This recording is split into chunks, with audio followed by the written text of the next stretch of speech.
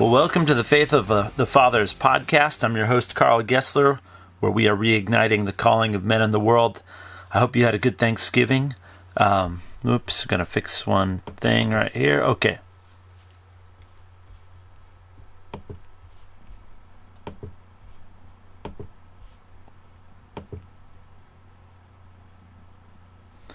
Welcome to the Faith of the Fathers podcast. I'm your host, Carl Gessler. We're reigniting the calling of men in the world, and I'm glad you joined us today. I hope you had a great Thanksgiving, and want to say how much we have to be thankful for in the vision of our forefathers. The vision that you have is that's like a baseline, foundational thing that you need to determine in your life if you want to be successful. What defines success? The scriptures say that where there's no vision, the people perish. This is the King James Version. Where there's no vision, the people perish, but he that keepeth the law, happy is he. Proverbs 29:18. So you must have a vision, or else the people perish, or they go astray. And he that keeps the law, happy is he. But what is the point of keeping the law if you don't know why you keep it? You're only happy when you keep the law if you know why you're keeping it. What is the vision of your life? What is the goal? What defines success? Our forefathers in the Pilgrims we have so much to be thankful for what they have given to us, because their long-term vision is what has given us the freedom and prosperity that we enjoy as Americans today. In spite of all that's come against us, we still live in the most desirable nation on earth. And we still are the nation that people are trying to get into rather than trying to get out of. We have a lot to be thankful for William Penn. William Penn, whose name is where Pennsylvania gets its name from William Penn. He was in the early 1600s, and he had a lifetime of struggle and suffering, trying to live out his faith as a Puritan. And he, as a Puritan, he lived according to his conscience. That was the best way he understood following Jesus, and he was persecuted for it. Anyone who was not part of the official Church of England at that time was persecuted for it. It was a very difficult time. We think we live in times where justice is denied. William Penn lived in worse times, believe it or not. And his dream was to have a place, a land, where God's people could come and worship according to their conscience without being persecuted for it. And he never lived to see that dream realized, but he sowed the seeds for it to happen in our country.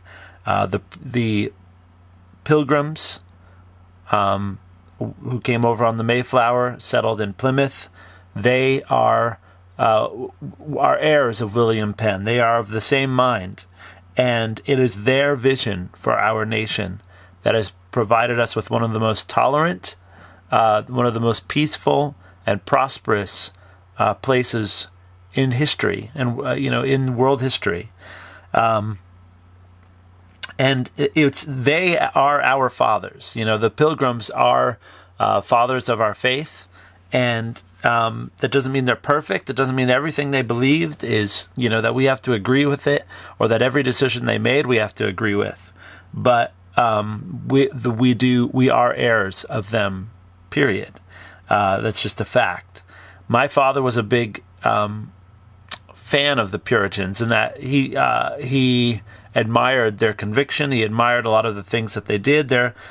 Sometimes maybe some of the things that they did we'd think are harsh, but their methods, their structure to society has proven to work very well, and we owe them a lot. Hebrews 12:2 says, looking at Jesus, the originator and perfecter of the faith, who for the joy set before him endured the cross, despising the shame, has sat down at the right hand of the throne of God. Jesus had a goal in mind in his life and ministry, and it was for the joy that was set before him, he endured the cross. When Jesus obtained his goal, he would receive joy, and that is what motivated him to go forward. And we need to have a vision for our lives and for our children's lives. We have to have a vision for our own life first, so that we can then have a vision for our children's lives. Happy is he who keeps the law. We're only happy if we know why we keep it. William Bradford, the first governor of Plymouth Colony of Massachusetts, knew about vision. He and his family and fellow Puritans suffered immensely, as I said, in their attempt to establish a stable colony in the New World. So they suffered first in Europe, but then they suffered in making this voyage across the ocean. They were betrayed by the people they hired to sail them. They encountered storms at sea. People got sick. There was treachery. When they landed, they endured harsh winters. Many of them died in that first winter. So many of the adults were sick that the children actually spent a lot of the time building houses, like 8-9-year-olds. They endured a lot to establish to this colony in the New World, which would eventually be known as the United States of America. They had vision. Bradford and the Pilgrims, as we call them, they endured all these dangers. Many pilgrims lost their lives. And what was their goal? Governor Bradford stated his goal in a proclamation on Thanksgiving Day, November 29th, 1623. And he wrote this to all the pilgrims. Inasmuch as the Great Father has given us this year an abundant harvest of Indian corn, wheat, peas, beans, squashes, and garden vegetable, and has made the forest to abound with game, and the sea with fish and clams, and inasmuch as he has protected us from the ravages of the savages. I didn't know he was a rhymer, but that's a pretty cool line right there. Has spared us from pestilence and disease, has granted us freedom to worship God according to the dictates of our conscience. On Thursday, November 29th, render thanksgiving to the Almighty God for his blessings. The goal that William Bradford stated there is that he has granted us freedom to worship God. William Bradford had a purpose for the safety and food and health that eventually they would enjoy. Those blessings were not the goal, but a means to an end. William Bradford and the Pilgrims suffered and sacrificed so much to gain freedom to worship God according to their conscience, and that was the goal. We have an inverted nature in the way that we celebrate Thanksgiving in the United States and in the West in general. We make the day about feasting, which it should be a feast. It is a celebration. We make it about a lot of things. A lot of us go Christmas shopping immediately afterwards. And it has a very much a consumer tendency to it. Of course, we're thankful for food. We're thankful for family. We're thankful for health. But what is the purpose of having food, of having clothing and shelter and health? What is the purpose for being alive? That's what this is, what my question today is really about. For William Bradford, they endured all the suffering that they did for the sake of being able to worship God according to their conscience. And the truth is, in Christ, we always have the freedom to worship according to our conscience. No one can take that from us. The only question is, what price are we willing to pay? And Jesus already told us that if you come after me, you will have to take up your cross and follow me. So we know that there is persecution, that there is suffering. It comes with the territory of being a Jesus follower. So in truth, nobody can stop us. Every single Christian has the freedom to worship God according to their conscience. The question is, what is the price that you pay? We say freedom is never free, and that's true. Jesus paid for our freedom. But still, most of the world does not acknowledge Jesus' lordship. And most of the world is not truly Christian. There are lots of places in the world, in the West, that are Christian in the sense that they have a general Christian concept of morality. And that is a gift of God. The scriptures say that the earth will be full one day of the knowledge of the glory of the Lord as the waters cover the sea. How is this going to happen? I believe it will happen in one great act of God in the end. I don't know exactly how it would happen. When Jesus rose from the dead, no one expected that to happen. The Israelites of Jesus' day did expect resurrection to come, but they thought it would happen to all God's people all at the same time. They did not expect one man to be raised ahead of the other. So we should expect surprises in the way that God ultimately makes his new creation, where every tear will be wiped away and death itself will be destroyed. And as Revelation also says, that God will destroy those who destroy the earth. There is a day when the earth is going to be flooded with the knowledge of the Lord as the waters cover the sea. Sometimes I wonder, will this happen gradually? We believe in a myth of progress in this nation, where technology, we always think newer is better. That's kind of broken down in a lot of ways, because we realize that with new technology also comes new dangers, and we really haven't progressed as human beings.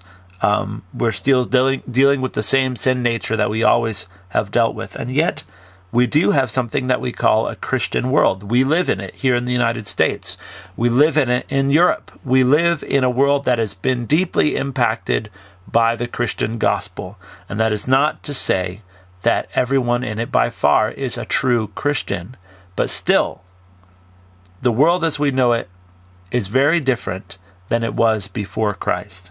And the unique thing about the Pilgrims is that they did establish a land where you would not be persecuted for having a different opinion, a different understanding of how to interpret the scripture, of how to worship Jesus. That's not to say that the Pilgrims believed that all ways are right, or that there are many roads to God. They don't believe that at all. They believe that Jesus was the one and only way to God the Father. However, they didn't believe that anyone could be coerced into being a true Christian. They knew that had to come as a willing choice from the heart. And so they provided a place where they were not going to be persecuted for worshiping according to their conscience, but also that they would not persecute others for worshiping according to their conscience. One of the mistakes that we make in our current day is that we believe that that means all equally to all faiths. The truth is, it's never been legal to practice Islam in this country, because Islam demands things like honor killing and holy war against infidels, which includes murder. So Islam, true Islam, is not allowed in the United States of America. However, if you if you say you worship Allah and you follow Islam, you're allowed to do that. You won't be persecuted for doing that unless you break the law, which is things like don't murder. But that law itself is a Christian law. The freedom to worship according to conscience was specifically aimed at a Christian conscience, meaning if you believe that the Church of England is doing it right, then fine, worship with the Church of England. But if you are more persuaded that the Puritans have a more correct knowledge of how to follow Jesus, then worship with them. And no one's going to punish you for doing those things. And so they created a government and a community where this became a reality. This is an incredible gift, which we are benefiting from. The entire Western world is benefiting from this day. It's under siege right now from an atheist worldview and a satanic worldview that wants to take over the world. As crazy, as much as that sounds like something from the Animaniacs or those two mice or whatever that wanted to take over the world, this is actually true. There are globalists right now who are atheists or Satanists, and they want to take over the world, period. They will fail. It's not to say that they aren't going to cause a lot of damage in the process of trying to succeed. But the truth is, Jesus has already been raised from the dead. All authority in heaven and earth has been given to him. So we are guaranteed victory because it will never be taken away. Jesus has all authority. No one's going to take it from him. But the vision that our forefathers had of a peaceful, God-fearing land became a reality. That's a really important thing for us to note. Your vision for your family, your vision for your life matters. What is the goal? What is measures of how do you quantify success?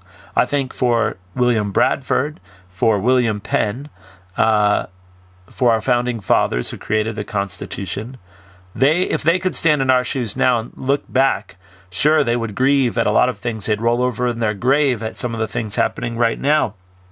Maybe they are. I don't think that actually happens. But anyway, they wouldn't like the things that are going on right now. But they would also have to look back and celebrate the tremendous victories that our culture has experienced, because we have experienced a tremendous amount of peace and prosperity. And for that, I will always be grateful.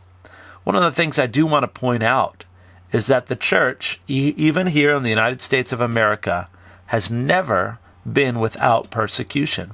If you read the stories of people like Charles Finney, who was a revivalist preacher in New York, in the New York area, I think in the 1800s, he experienced persecution. The true gospel, the Spirit of Jesus, always evokes some form of persecution, because lies don't like the truth. And that's always been the way it is. Slavery was always wrong. Our Constitution acknowledged that.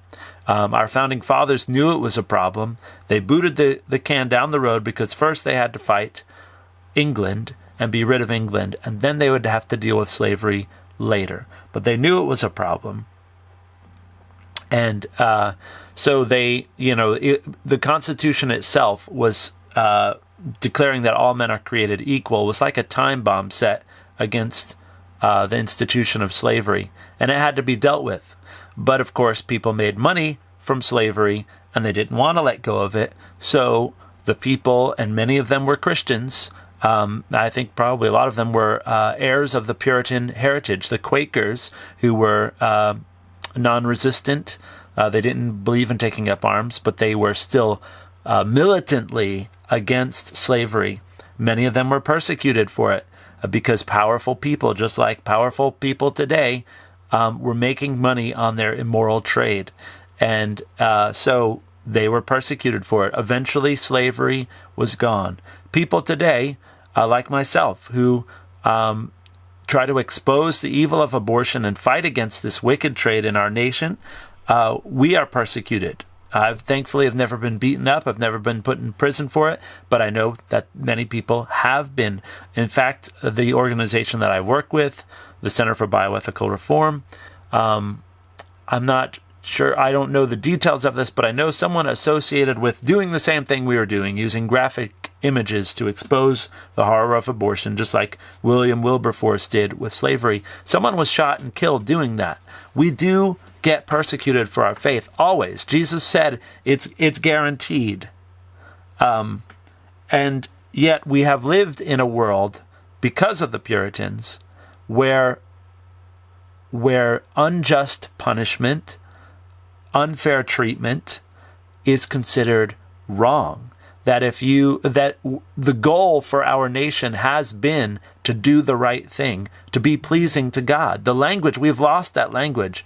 It may sound ridiculous to someone today to hear me say that the goal of our nation has always been, in one sense or another, to glorify God.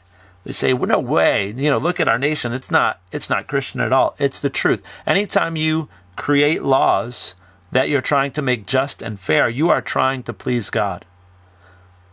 The first commandment for the human race was to be fruitful, multiply, fill the earth, and subdue it.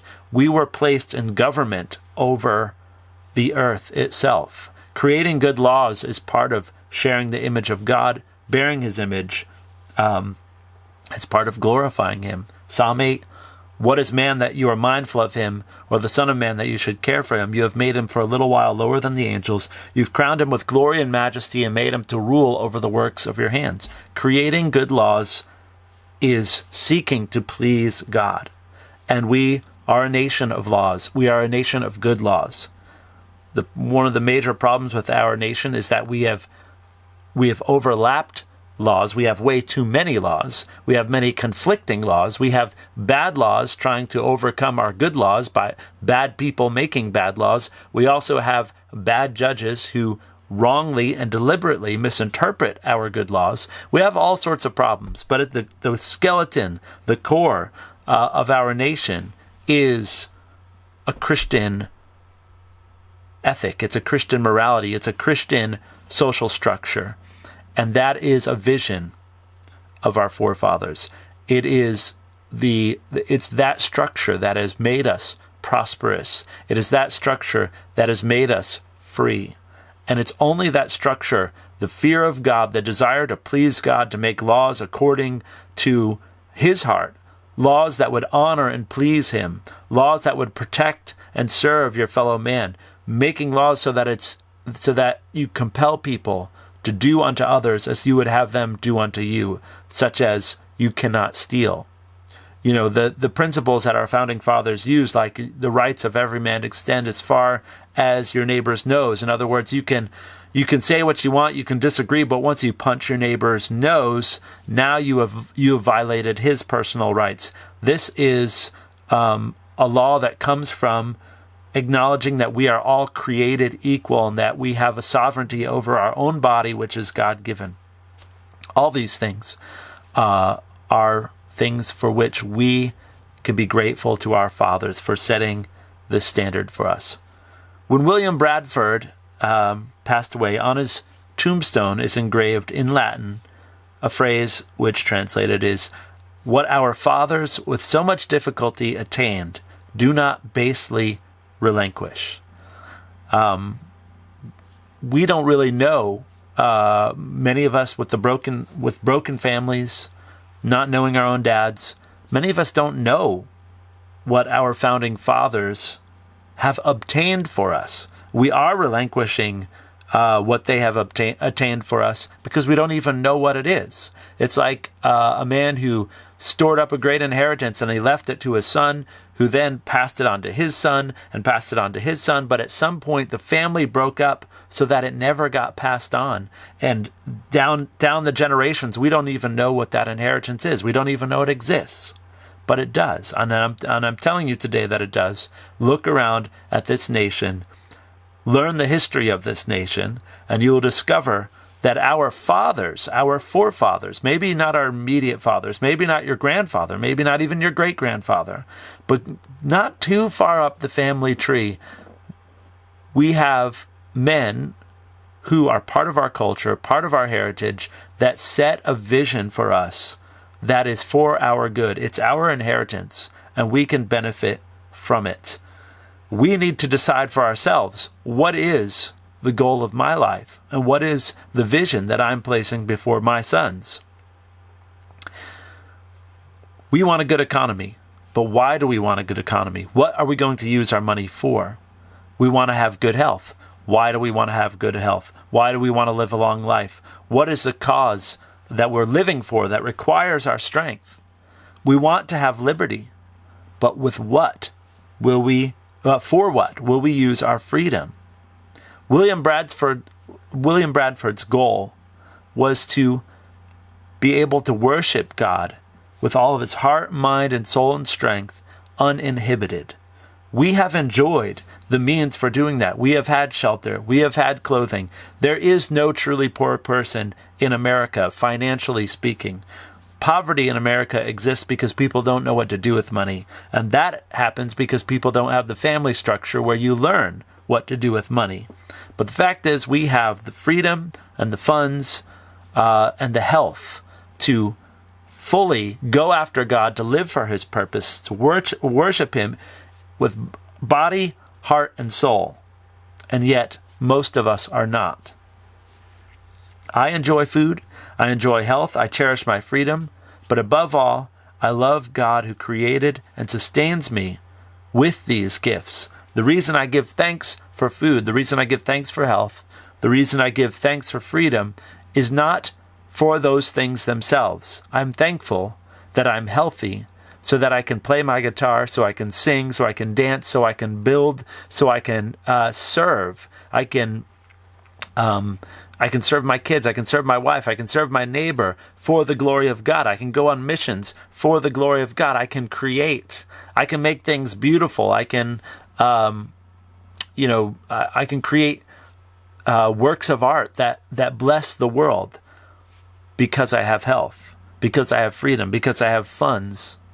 The goal is not to have food. The goal is to have food, to enjoy it in a Christian way, and then use the strength that it gives me to serve the world, to be a little Jesus in the world. That is what I was made to be.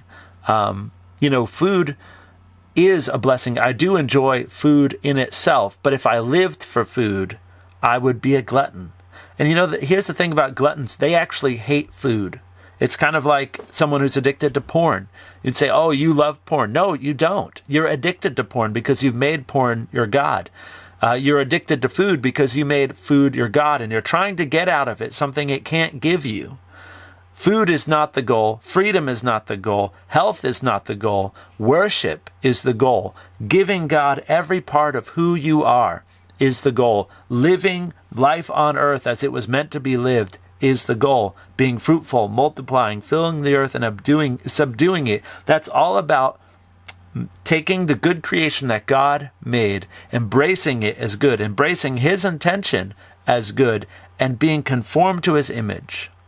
So that you yourself, your family, and the earth itself will actually bear fruit and glorify God in every way. When God created the world, He said it was very good. He never changed His mind. When God created you, He said you are very good, and He never changed His mind. That is to say that you are a very good idea. You are corrupted. I am corrupted by sin, but God still believes in His original intent for your life. He has not given up on you because you have sinned. That's why Paul says, all have sinned and fallen short of the glory of God. The glory of God is the goal that God has for your life. He wants to be glorified in your life. He wants you to bear His image. When you have that as your goal, that's what you live for. You eat food to be conformed, to become.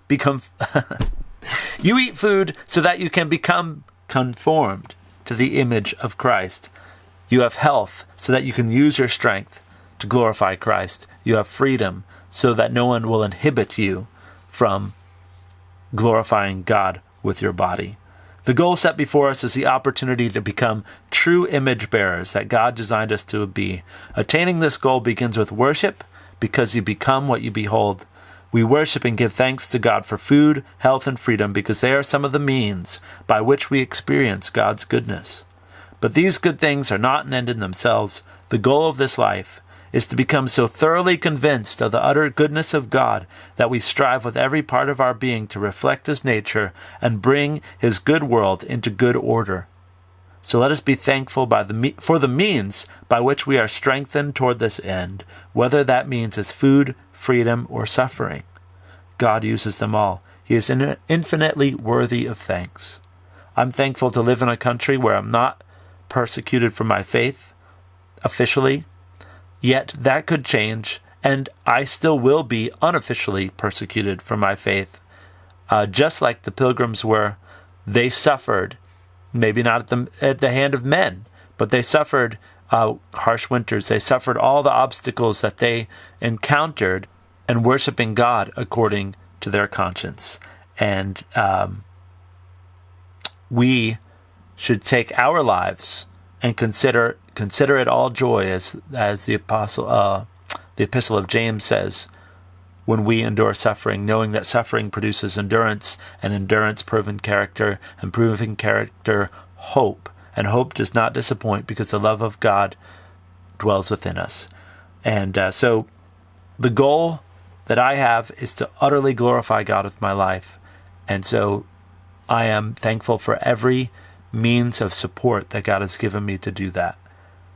Thanks for listening. If you're enjoying this podcast, please take a minute to rate and review it in your podcast app. Like, subscribe, share. Drop me a note. Visit us at our website, www.carlgessler.com. And also join us on Telegram, The Faith of the Fathers. Links for all that are below the show as always. God bless you guys. We'll see you next week.